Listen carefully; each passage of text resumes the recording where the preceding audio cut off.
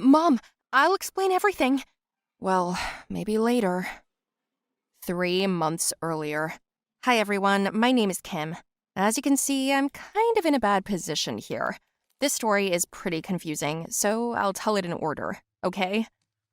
My friend Lily and I were beating the line at the movie theater for the premiere of one of the highly anticipated Marvel Cinematic Universe movies. I don't like them, but I just had to snag 2 tickets for tonight. I got ready, put on my makeup, and went for a walk in the neighborhood, where my crush Scott lived.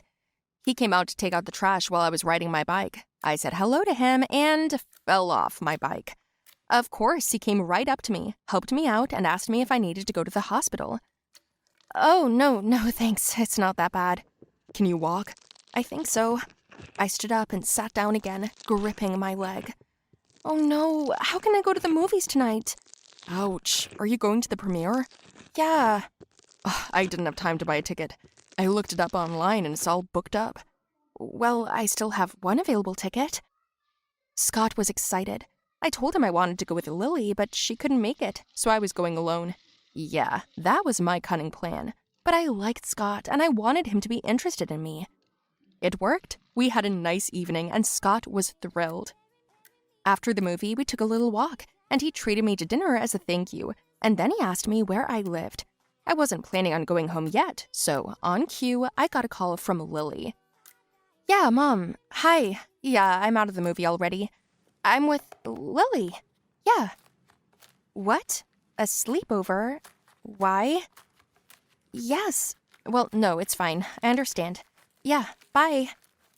I made a sad face, and Scott asked what was going on. And I told him that my mom supposedly called me and asked me to sleep over at our friend's house because she and my dad had plans tonight. Scott offered to give me a ride to my friend's place, but I said I couldn't go to her place because she was with her boyfriend tonight. Take me to a hotel. Okay, but it's creepy they're alone. Let me go with you then. We'll make it 2 rooms. Oh yeah, that's what I wanted. Don't think that getting him into bed with me was my goal. I just really wanted to spend more time with him. We had some drinks from the minibar, danced, and had fun. I was very happy, and then I don't remember anything. But I woke up in the same bed with him. Oh shit, I said, and out of fright, I started packing. What? Were you with him already? I don't know, I don't remember. What if I was? Well, I'm sure I wasn't. You're crazy. I know I am. What should I do? Nothing yet. Wait for him to write to you. Scott called me that night. He asked me how I was feeling, and he said he was great. Then he texted me that he would be out of touch for now because he was going on a month-long camping trip with his dad far up in the mountains. It was awful. I wasn't ready to not see him for that long. A couple of weeks later, I realized something was wrong with my body. I looked at my calendar and saw that I was 3 days late. What? With trembling hands, I went to Lily's house and we took a pregnancy test. It was positive? Oh no, what to do? I was so nervous, crying. I didn't know what to do, and Lily told me to send a picture to Scott. I knew I had to do it. But after the photo, when he got it 3 to 4 hours later with the caption, "I'm scared," he didn't say anything back. I knew it! He dumped me! I screamed into my pillow. I was apathetic and scared. I didn't know what to do next. Lily was adamant that no matter what happened, I had to have the baby because it wasn't the baby's fault. I understood her, but I wasn't ready for that. I had my doubts. I was only 16, and what would my mother say? How would I bring it up? I'm still in school. I made an important decision for myself. I left home and went to a clinic. I sat in line for a long time, wiping away my tears. I was invited to be examined. I lay down in the chair and could not calm down. And then Scott came running in. No, don't do it. I was out of touch. I lost my phone. Please don't do this. Scott? He took me away from there, to his house. We talked, and he promised he'd help me out. How did you know where I was? Lily told me. She told me where you went. But I don't think it's right. You shouldn't do that. I'll be there for you. I'll help you. His words comforted me. After telling Lily, she asked if we were going to get married. I didn't know the answer, but I said the important thing was that he had promised to be there for me. So another couple of weeks went by. Every day he was there for me, wooing me, writing me, calling me, bringing me goodies. Sometimes I wanted to kiss him, but he would just hug me and tell me to rest. It was strange. Why did he stop kissing me? Would kissing hurt? But I got a lot in return, and I tried not to fuck with his brains. I read a lot about it on the internet. The last thing left was to tell my parents, but I decided to do that a little later. A couple of days later, I woke up in the middle of the night with discomfort. I was bleeding. I called Lily in tears, and she took me to the hospital. In fear, I waited to see what the doctor would tell me. "My girl, you're not pregnant. You're on your period." "What? But the test said—" "It happens. A delay and a test, but you're not pregnant. Go home." I was shocked. Man, what now? Scott called me that morning. We met for lunch, and he was dusting me off. I looked at him and asked, "Were you going to marry me?" "What? Well, I don't know. Why?" "I mean, you weren't going to?" "I'll be there for you, I'll help, and I'm not giving up my responsibilities." "And if I wasn't pregnant, then what?" "I don't know. We'd hang out as friends, as we do now." "Why, are you hormonal?" I got up from my desk and went to Lily's. I was so angry. He doesn't have feelings for me or something? How could he even say that to a girl who's pregnant? "But you're not pregnant. But he doesn't know that, right?" "Oh no, bad idea." "It's not a bad idea." I decided to hide the fact that I wasn't pregnant from him. I was so angry. I bought myself a belly patch and started wearing it. I had to fake it pretty well. I demanded everything I wanted. It was like I was obsessed, and it was like he owed me everything. I couldn't forgive him for what had happened between us, and for the fact that he said we would have been friends so easily. It wasn't fair. I dragged Scott out for a walk. He asked me to stop by his friend's soccer game. I'd seen him a lot before. Billy. Scott asked me to sit down and watch the game for a while, and I agreed. Just before the meeting, my mom spotted me with my belly in the room, but I'd run away before she came to her senses and turned off my phone. The game turned out to be pretty interesting, especially with lots of delicious food. I yelled so much that I forgot about my, special position. I got up from my chair and with my arms outstretched in the air, shouted, "Go Billy! Go Billy!" Suddenly, the ball hit me right in the stomach with all its might. Purely reflexively, I pushed it with my stomach and stood there smiling while the crowd froze. I didn't immediately understand what was going on. Then I threw the burger out of my hands and grabbed my stomach. "Ow! Ow! Ow!" I yelled. Scott went pale. "Call a doctor!" "What? No doctor. It's okay." The game stopped. A doctor came running and tried to put me out on the soccer field, but I resisted very hard. And then I got to my feet and saw Scott's face. My stomach had moved out onto my back while I fought the stretcher. Scott fainted. That was my fiasco, and I had to explain myself for a long time afterward. Of course, he cussed and cried, and then he asked me why I lied to him. Like, I liked you. You looked after me so well, and I couldn't forgive you for giving up so easily on me after that night. What night? What night? Well, when we went to the movies, we woke up in the same bed that morning. Yeah, but nothing happened between us. What do you mean? You didn't know, did you? I already have a thing going. With Billy? What the fuck? I left after talking with them and ran into Lily. She was laughing like crazy. "You thought you slept together, and he thought you were knocked up by another guy? Imagine his face when you asked if he could marry you. Oh my god." Yep, that's me, guys. Anyway, don't drink alcohol. It clouds the mind. And me, I have to go home. Hello, everyone. My name is Eliza. I had a difficult period in my life, even the most difficult. Of course, it's a little easier now, but what I went through almost made me give up. I will tell you everything now in more detail. And you, please, like the video, write your opinion in the comments, and do not forget to subscribe to the channel. I'm in high school.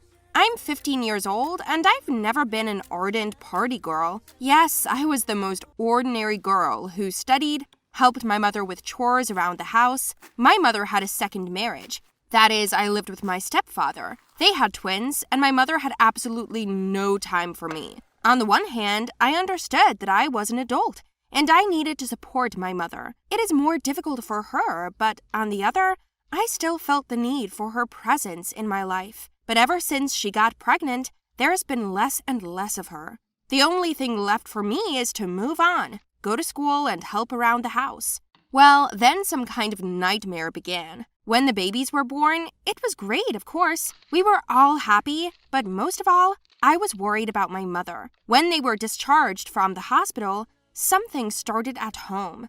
There was a round-the-clock yell. It was impossible to sleep or do homework in the house because the girls were constantly yelling. Then one, then another. I had no idea how to help her. And on the other hand, I just wanted silence. Once, when my father left for work, my mother asked me to stay and help her with the little ones. I couldn't because I had an important exam waiting for me at school. I couldn't miss it. All of a sudden, she started yelling at me a lot. She called me a shitty daughter, and I was offended by her. What right did she have to call me that? Out of anger, I said a lot of unnecessary things to her. I probably shouldn't have said it, but I couldn't help myself. I shouted that it wasn't my fault that she had remarried and had to give birth. My mother felt like cold water had been thrown over her. She stood up straight and left. Full of anger, I slammed the door and ran to school. By the way, yes, that day I successfully failed the exam, and this made me even more angry. I've never been so angry before.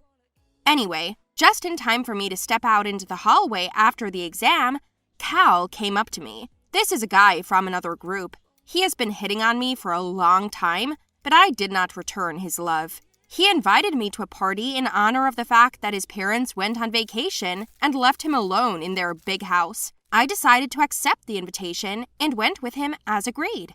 I was very drunk that night, and I think I was taken with a first glass of champagne. I felt so bad that I couldn't control myself anymore. All I remember is Cal pouring me another glass of champagne or wine and then inviting me into his bedroom. I didn't even say anything. I just went with him, and I don't remember much about what happened there. When I woke up the next morning, I felt like my whole body was hurting, including my head. Cal started to say something to me, but I put my hand over his mouth. I didn't want to hear it. I got dressed and left. I heard a lot more from my mother, and our relationship heated up. But the problems didn't end there. After a week, I noticed something. I had delayed menstruation. I bought a pregnancy test, and yes, it's like I've won the fucking jackpot. I got pregnant. All I felt at that moment was regret and confusion. I felt sorry for myself, and also terribly afraid. I now did not know what to do and how to be. I definitely didn't want to tell Cal about it, and I planned not to tell anyone yet. My mother knocked sharply on the bathroom door, and I ran out of it like I was scolded. I ran into my room and remembered that I had left the test in the bathroom. A second later, my mother ran out of there shouting, "Are you pregnant?" I didn't have time to come up with an excuse, so I just said yes. She asked who the father was, and I said I didn't know, or rather I didn't remember. She almost had a heart attack. No, I wasn't hoping for anything, and I hadn't even decided what to do about keeping the baby or not, but my mother's behavior made me give up, and I suddenly wanted to give birth to her for evil. She went and wailed every day, slowly dripping on my nerves. She demanded that I have an abortion.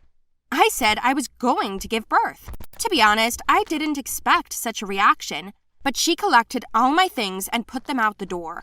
I couldn't believe she'd done that. Well, how can you kick out your pregnant daughter? I felt a sense of despair and resentment, and all I wanted to do was cry. I cried a lot and every day. It's a good thing my girlfriend took me in. Natalie was kind, and she lived alone with her parents. Nat understood my situation and promised to help me in any way she could. I don't know how long I lay and cried. Apparently, it was influenced by hormones. It's been a week, and I haven't heard from my mother. Of course, this upset me even more. My stepfather didn't care about me. I didn't need anyone but myself and my girlfriend. As soon as I thought about it, someone came to the door. Imagine, it was my stepfather. He brought me money, food, and clothes.